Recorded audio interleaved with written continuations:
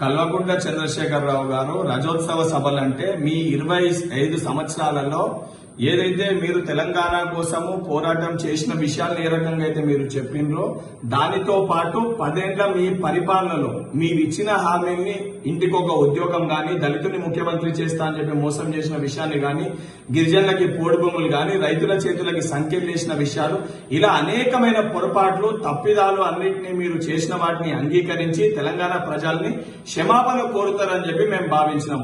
కానీ సిగ్గు శరం లేకుండా ఏ బల్పు ఏ అహంకారం అయితే మీకు ఉండేనో ఆ బల్పు అహంకారాన్ని తగ్గించాలని చెప్పి తెలంగాణ ప్రజలు మిమ్మల్ని నేలకేసి కొట్టినా కనీసము బుద్ధి లేకుండా అదే బల్పు తోటి అదే అహంకారంతో మళ్ళీ ఈ రోజు మీరు ప్రసంగించడం జరిగింది.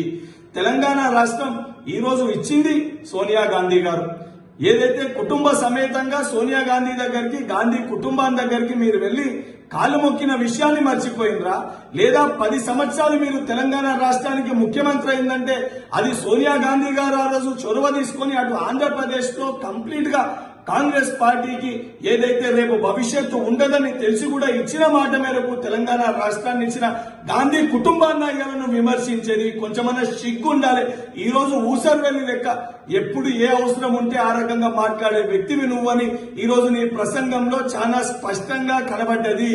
ఈ రోజు కాంగ్రెస్ పార్టీ అధికారంలోకి వచ్చినాక మేము ఇచ్చిన ఒక్కొక్క గ్యారెంటీని అమలు చేస్తుంటే అది జీర్ణించుకోలేక తట్టుకోలేక వాస్తవానికి దానిపైన అసెంబ్లీలో వచ్చి మాట్లాడే ధైర్యం లేని నువ్వు ఈ రోజు వాటిని విమర్శిస్తున్నావంటే యావత్ తెలంగాణ ప్రజానికం గమనిస్తుండ్రు. నువ్వు చేసిన తప్పిదాలకి కనీసము మొన్నటిసారి నీకు ప్రతిపక్ష పార్టీ నాయకునిగా ప్రజలు హోదా కల్పించారు. ఈ రోజు నీ యొక్క అహంకారము, నీ బల్బుని చూసినాక తప్పనిసరిగా రాబోయే ఎన్నికల్లో ఏదైతే అధికారంలోకి రావడం కాదు, కనీసం నువ్వు శాసనసభకి ఎన్నికే ఎమ్మెల్యే అయ్యే పరిస్థితి కూడా కేసీఆర్ ఉండదు అనేది ఒకటి నువ్వు గుర్తుపెట్టుకోవాలని చెప్పి నేను హెచ్చరిస్తున్నా.